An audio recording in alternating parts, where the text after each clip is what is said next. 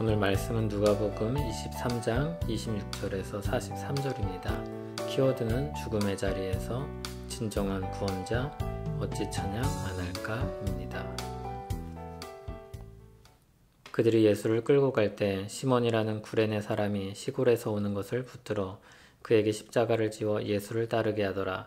또 백성과 및 그를 위하여 가슴을 치며 슬피 우는 여자의 큰 무리가 따라오는지라. 예수께서 돌이켜 그들을 향하여 이르시되 예루살렘의 딸들아, 나를 위하여 울지 말고 너희와 너희 자녀를 위하여 울라. 보라, 날이 이르면 사람이 말하기를 잉태하지 못하는 이와 해산하지 못한 배와 먹이지 못한 젖이 복이 있다 하리라. 그때 사람이 산들에 대하여 우리 위에 무너지라 하며 작은 산들을 대하여 우리를 덮으라 하리라. 푸른 나무에도 이같이 하거든 마른 나무에는 어떻게 되리요 하시니라. 또 다른 두 행악자도 사형을 받게 되어 예수와 함께 끌려가니라. 해골이라는 곳에 이르러 거기 예수를 십자가에 못 박고 두 행악자도 그렇게 하니 하나는 우편에 하나는 좌편에 있더라. 이에 예수께서 이르시되 아버지, 저들을 사하여 주옵소서. 자기들이 하는 것을 알지 못함이니이다 하시더라. 그들이 그의 옷을 나눠 제비 뽑을새 백성은 서서 구경하는데 관리들은 비웃어 이르되 저가 남을 구원하였으니 만일 하나님이 택하신 자 그리스도이면 자신도 구원할지어다 하고, 군인들도 희롱하면서 나와 신 포도주를 주며 이르되 내가 만일 유대인의 왕이면 내가 너를 구원하라 하더라. 그의 위에 이는 유대인의 왕이라 쓴 패가 있더라.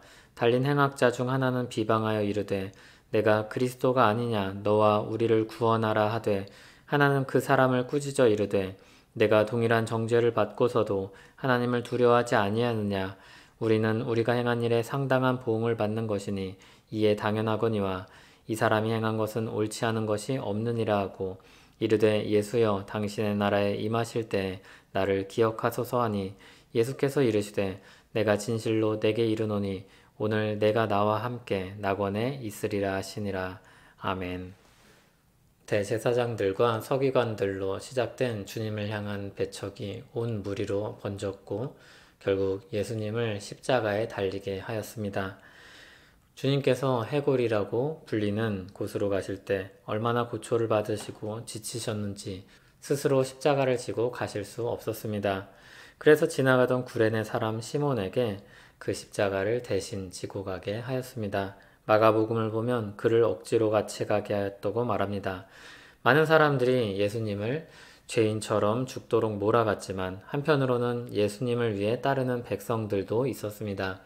가슴을 치며 슬피 우는 여자의 큰 무리도 있었습니다. 그때 예수님께서 그들을 돌아보시며 예수님을 위해 울지 말고 그들과 그들의 자녀들을 위해 울라고 말씀하셨습니다. 그들에게 이제 곧 닥칠 고난이 아주 극심할 것이기 때문입니다.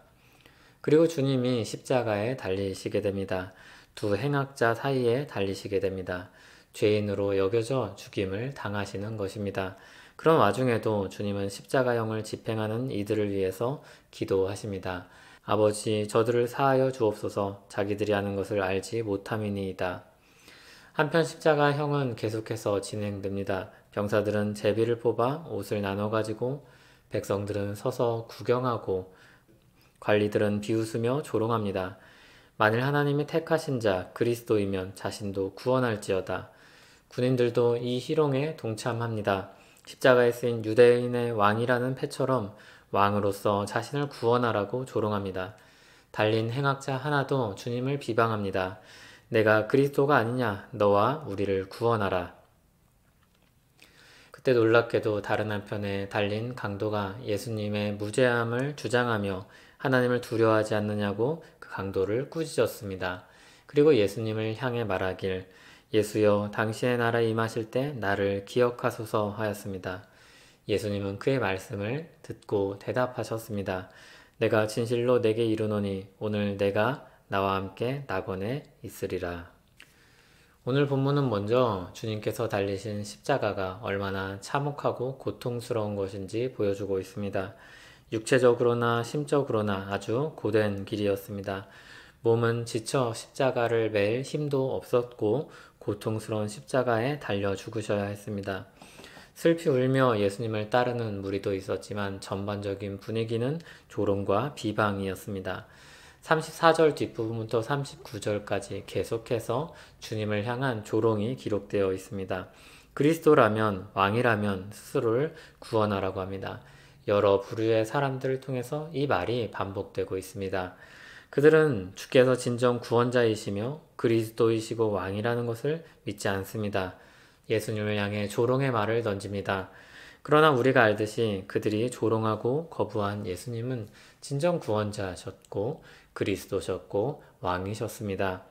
한편 진정한 구원자이신 그분은 이 십자가의 길을 어떻게 걸으셨습니까? 자신을 위해 슬퍼하는 무리를 바라보시며 그들에게 말씀하십니다. 자신을 죽이고 조롱하는 이들을 위해서 용서해 주시기를 기도하셨습니다. 주님은 그 십자가에서도 중보자이셨습니다.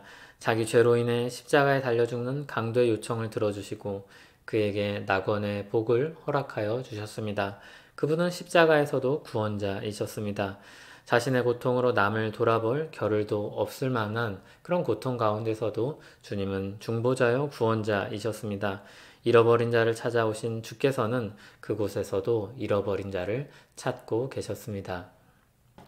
상한 갈대를 꺾지 않으시고 꺼져가는 등불을 끄지 아니하시는 주께서 십자가에서도 잃어버린 자를 찾으셨습니다. 그분은 범죄자 중에 하나로 헤아림을 받아 많은 사람의 죄를 담당하였고 범죄자를 위하여 기도하셨습니다.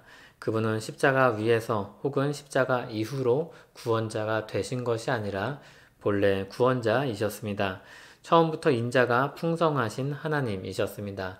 그 인자하심이 십자가에서 아주 선명하게 나타났습니다. 찬송가 가사 중 이런 고백이 있습니다. 날 위하여 십자가의 중한 고통 받으사 대신 죽은 주 예수의 사랑하신 은혜여 보배로운 피를 흘려 영영 죽을 죄에서 구속함을 받은 우리 어찌 찬양 안 할까. 그분이 달리신 십자가를 생각할 때 믿는 자의 마음에서 자연스럽게 이 고백이 흘러나옵니다. 주님의 은혜가 너무 크다. 주님의 사랑이 너무나도 놀랍다. 내 대신 죄짐을 지고 죽으신 주님의 은혜를 생각하니 어찌 찬양하지 않을 수 있을까? 이 고백이 우리에게서 흘러나오는 것입니다. 이것이 교회의 고백이요 예배일 것입니다. 우리 인생이 이 은혜로우신 주님께 달렸습니다. 이 위로가 역사 속에 주님의 교회들에게 있었고 지금 우리에게도 동일하게 주어지고 있습니다. 그 은혜에 깊이 잠겨 오늘도 살아가는 우리 되기를 소원합니다. 하나님 아버지 주님의 크신 은혜를 묵상합니다.